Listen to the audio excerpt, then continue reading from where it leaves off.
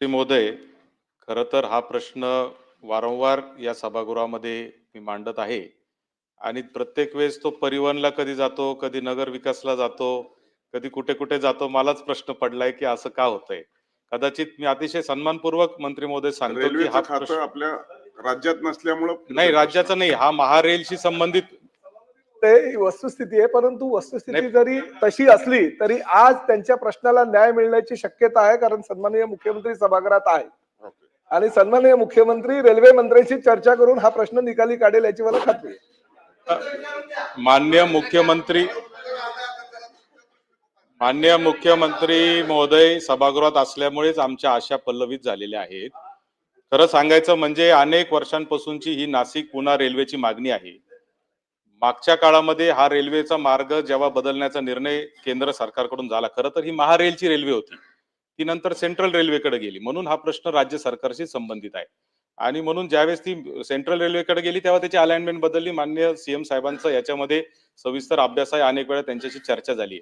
पण ज्या जीएमआरटीचं कारण सांगून माननीय मुख्यमंत्री साहेब की कारण दिलं जातं की बदलावा लागेल ट्रॅक, त्या जीएमआरटीचं माहितीच्या अधिकारात आलेलं आमच्याकडे उत्तर आहे आणि त्याच्यात स्पष्टपणे जीएमआरटीने सांगितलंय की अशा पद्धतीचं कुठलंही आमच्याकडून टेक्निकली त्यांनी चेक सुद्धा केलेलं नाही. आणि म्हणजे जर त्याची माहिती जीएमआरटीने अजून दिली नाही की आम्हाला हरकत आहे किंवा नाही, तर कशा पद्धतीने त्याचं कारण सांगितलं जातं हा खऱ्या अर्थाने प्रश्न आहे. माननीय सभापती महोदय, माझी सभागृहाच्या माध्यमातून माननीय मुख्यमंत्री महोदयांना विनंती आहे की अनेक आंदोलनं आता त्या ठिकाणी चालू आहेत. रास्ता रोकोचं, समृद्धीचं रास्ता रोकोचं आंदोलन देखील पुकारलं होतं लोकांनी, परंतु आपण त्याला स्थगित केलं. अनेक आंदोलनं, अनेक कृती समित्या तयार झालेल्या आहेत. खरं तर आज आदरणीय स्वर्गीय अजितदादा पवार आपल्यामध्ये नाहीत, परंतु अजितदादांचं देखील एक स्वप्न होतं की हा नाशिक पुण्याचा रेल्वे मार्ग सरळ मार्गाने झाला पाहिजे. दादांनी त्यासाठी प्रचंड प्रयत्न केला होता. हा रेल्वे मार्ग सरळ मार्गाने होणं ही दादांना देखील एक प्रकारे श्रद्धांजलीच खरं तर असणार आहे. आणि म्हणून माझी सीएम साहेब आपल्याला एक विनंती आहे की विनंती वजा प्रश्न आहे की या संदर्भात जे स्थानिक लोकप्रतिनिधी आहेत त्यांच्या आणि ज्या कृती समित्या गावोगाव आता तयार झाल्या त्यांच्या काही 2-4 प्रतिनिधींच्या उपस्थितीत नाशिक पुणे सरळ मार्गाने रेल्वेच्या संदर्भात, त्याचबरोबर नाशिक पुणे औद्योगिक महामार्ग पण जो आपण एमएसआरडीसीच्या माध्यमातून प्रस्तावित केलेला आहे त्याला गती देण्याच्या दृष्टीने काही बैठक आपण आपल्या उपस्थितीत जर ठेवली तर अधिवेशन संपण्याच्या आत, तर निश्चित मला खात्री आहे की याच्यातून मार्ग निघेल आणि आम्हाला न्याय मिळेल. सभापती महोदय, आपल्याला कल्पना आहे की महारेलच्या माध्यमातून हा मार्ग आपण तयार केला होता.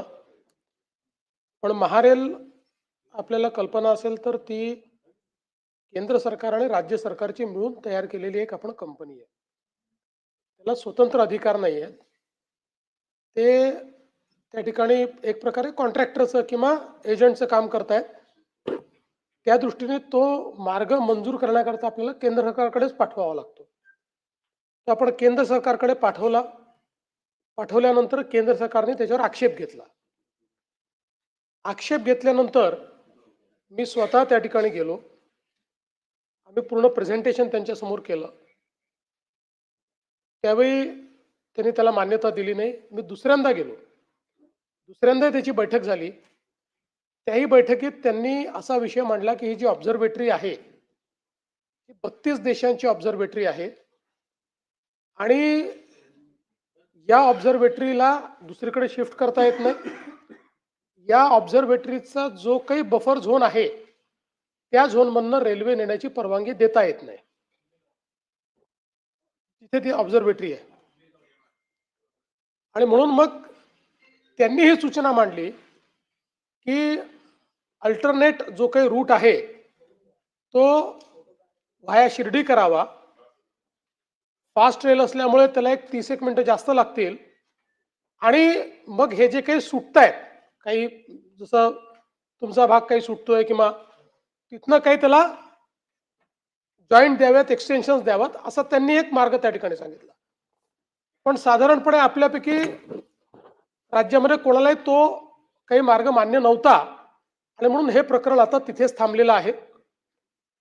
या बैठकी आपल्यासोबत घेतली तरी त्यातनं काही फार मार्ग निघेल अशी त्याची शक्यता नाही, कारण सेंट्रल गव्हर्नमेंटने रेल्वे विभागाने स्पष्टपणे लेखी या संदर्भातला निर्णय घेतलाय की या ऑब्झर्वेटरीमुळे करता येत नाही. तथापि याच्यात एक मार्ग निश्चितपणे निघू शकतो की कमीत कमी डेव्हिएशन करून आपण कशा पद्धतीनं म्हणजे ऑब्झर्वेटरीचाही प्रॉब्लेम येऊ नये आणि डेव्हिएशनही कमीत कमी व्हावं या दृष्टीने मी केंद्र सरकारशी चर्चा करून या क्षेत्रातले जे तज्ज्ञ कन्सल्टंट्स आहेत त्यांना अपॉइंट करून घेतो. त्यांना एक 3-4 महिन्याचा वेळ देऊ आणि त्यांना सांगू की तुम्ही एकदा ऑब्झर्वेटरीचा बफर झोन, त्याचे काय प्रॉब्लेम्स आहेत, या सगळ्या गोष्टीचा विचार करून जो नियरेस्ट मार्ग आहे डेव्हिएट न करता आणि विशेषतः जी महत्वाची गावं आहेत ही गावं कशी कव्हर करता येतील अशा पद्धतीनं तुम्ही त्याच्या संदर्भात एक त्याची आखणी जी आहे ती आम्हाला करून द्या आणि मला वाटतं ती आखणी आल्यानंतरच आपण ते करू. एक गोष्ट आपण लक्षात घेतली पाहिजे की राज्य सरकारची भूमिका काही तुमच्या कोणापेक्षा वेगळी नाही आहे. उलट त्या भूमिकेवर मी 2 बैठका घेऊन आलोय.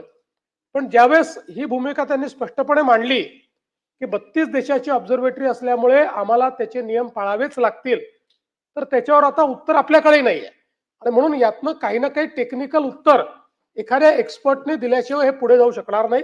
म्हणून मला असं वाटतं मी स्वतः रेल्वे मंत्र्यांशी बोलून यातले जे कोणी मोस्ट टेक्निकल अशा प्रकारचे कन्सल्टंट्स असतील त्यांना अपॉइंट करून घेऊ आणि त्यांच्याकडनं त्या संदर्भातला एक रिपोर्ट आपण घेऊ. प्रश्न क्रमांक 3. महोदयांनी अतिशय सविस्तर उत्तर दिलेलं आहे आणि त्यांचा त्या विषयाचा अभ्यास आहे, त्यामुळे त्यांना माहिती पण आहे. विनंती एकच आहे की सभागृहाच्या माध्यमातून आपण जे आता सांगितलं, ही जर एक बैठक घेऊन जर आपण लोकांना आपल्या उपस्थितीत सांगितलं तर लोकांमध्ये एक विश्वास निर्माण होईल. कारण आज जे आहे ते असंतोषाचं वातावरण तयार झालेलं आहे. तर एक छोटीशी बैठक आपण आपल्या उपस्थितीत घ्यावी. बैठक घ्यायला मला काही हरकत नाही, घेऊया आपण ती. पण या सभागृहात सांगितलं की अख्ख्या महाराष्ट्राला समजतं, कोणाला वेगळं सांगायची गरज पडत नाही. प्रश्न क्रमांक 3. 6,897